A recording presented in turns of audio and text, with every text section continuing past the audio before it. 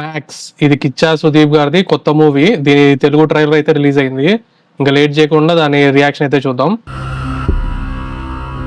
మా political career కి ఈ రాత్రి చాలా ఇంపార్టెంట్. సునీల్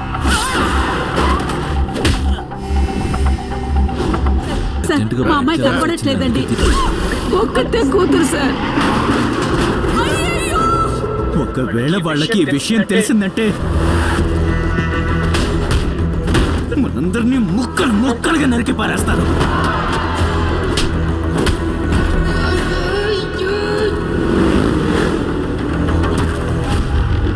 ఒకవేళ చావు ఎదురొచ్చినా సరే మా అబ్బాయి ఒంటరిగా నిలబడి పోరాడతాడు.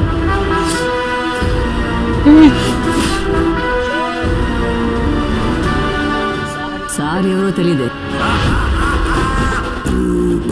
Black sheep, have you any clue?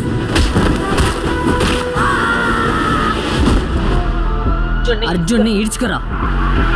నా బ్రెయిన్ బాగా డెలికేట్. వచ్చానంటే నువ్వు మటాసే పొంగులో ఎవడని రావద్దని చెప్పింది దమ్ముంటే సునీల్ డబ్బింగ్ వాళ్ళు.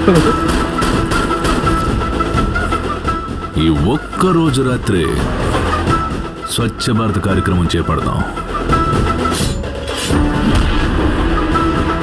సేవ పేరుతో రాజకీయాల్లోకి వచ్చే ప్రతి పకోడీగాడు సమాజ సేవకుడు.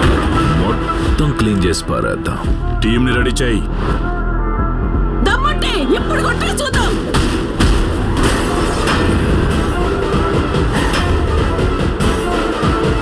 తెల్లారే లోపు నీ తల నరికి పారేస్తాను రా.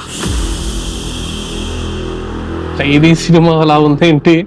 మ్యాక్స్ తో మాట్లాడుతున్నప్పుడు మాక్సిమం సైలెన్స్ ఉండాలి.